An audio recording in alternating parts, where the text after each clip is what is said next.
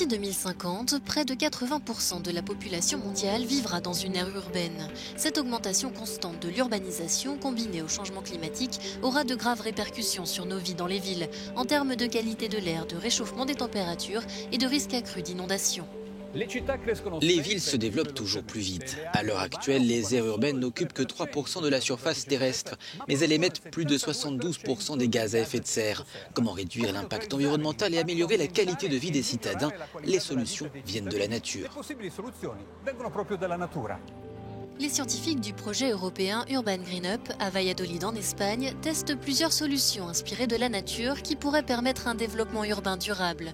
La clé réside dans les propriétés naturelles qui peuvent être utilisées pour atténuer les effets du changement climatique.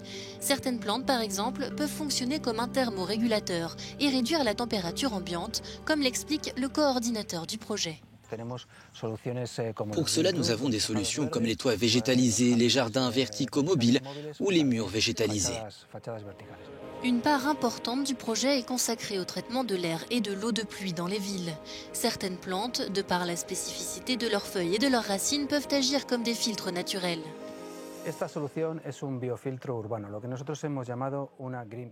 Cette solution est un filtre biologique urbain, nous l'appelons cheminée verte. Nous voulons l'installer sur le toit près des cheminées pour nettoyer le produit de la combustion.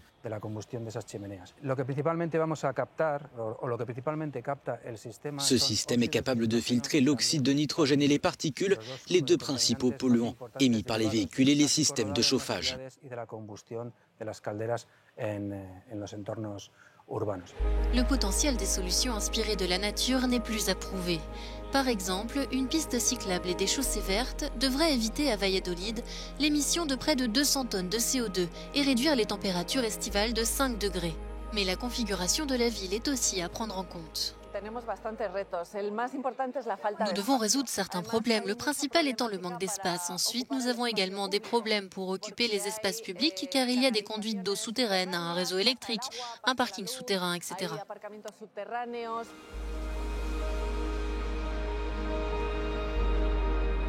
Valladolid, Izmir et Liverpool sont les 3 villes qui testent actuellement plus de 40 solutions inspirées de la nature. Dans les villes comme Liverpool, où le trafic est très conséquent, l'implantation d'arbres peut réduire les émissions carbone annuelles de 5,55 tonnes et ainsi baisser les températures de 2 à 4 degrés pendant l'été. Nous avons un problème de qualité de l'air à Liverpool. Il y a plusieurs points chauds dans la ville et ces arbres vont nous aider à les nettoyer. Ce n'est que la première phase. Nous avons planté 14 arbres et l'objectif est d'en planter plus de 150. Cela contribuera à nettoyer cette zone. La ville natale des Beatles expérimente plusieurs stratégies adaptées, comme les routes vertes, les filtres biologiques, les jardins de pollinisateurs et les systèmes de drainage durable pour réduire l'impact des risques d'inondation. Ce que nous cherchons à faire, c'est mettre ces interventions écologiques au bon endroit dans la ville. Nous allons surveiller la qualité de l'air, la qualité de l'eau, la biodiversité, le bien-être, la perception de la zone par les habitants et certains indicateurs économiques.